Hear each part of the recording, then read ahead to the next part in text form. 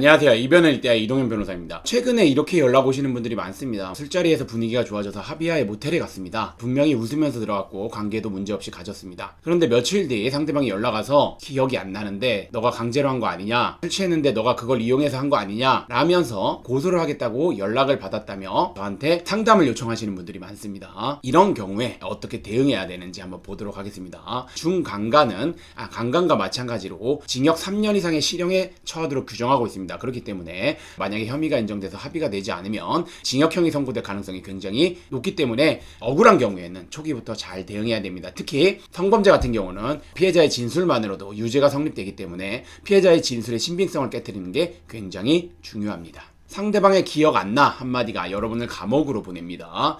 중강간죄는 폭행이나 협박이 없더라도 상대방이 술에 취해 심신상실 또는 한거불능 상태에 있다면 성립되는 범죄입니다.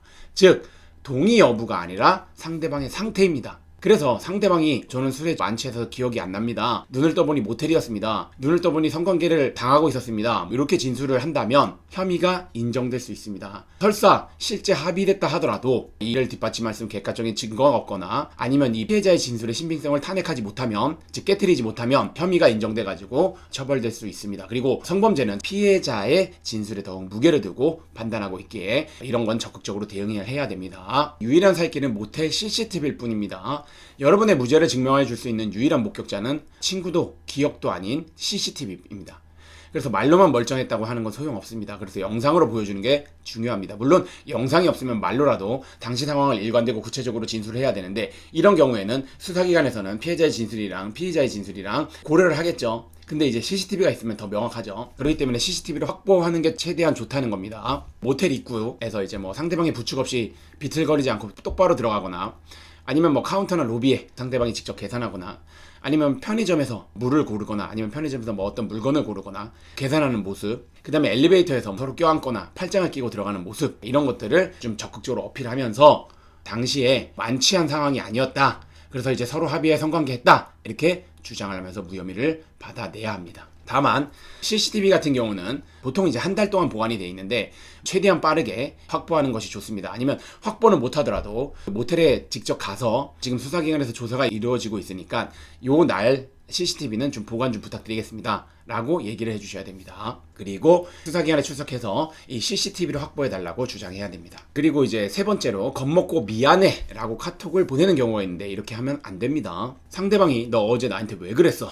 사과해 라고 따질 때 상황을 빨리 마무리하고 싶은 마음에, 그리고 이제 상대방이 우니까 약해져서 그래 미안해, 내가 술김에 실수했다, 이렇게 답장을 보내시는 분들이 있습니다. 잘못이 없다면 이런 답장을 보내시면 안 됩니다. 이런 답장을 보내면 굉장히 불리한 자료로 사용될 수 있습니다. 특히 수사기관이나 법원에서는 범행을 자백하였다고 인정할 수도 있습니다. 그렇기 때문에 이런 메시지를 보내면 안 됩니다. 당시 상황이 그런 게 아니었다면. 상대방의 유도신문에 넘어가지 마시고, 만약에 이런 질문을 하면 아니 그 당시에 서로 좋아서 한 건데 갑자기 왜 그러냐, 너도 동의하지 않았냐, 이렇게 메시지를 보내줘야 됩니다. 그리고 상대방과 통화를 하게 되면 그 통화한 내용은 녹음하고 카카오톡 대화는 절대 삭제하시면 안 됩니다. 캡처를 다 해두셔야 됩니다.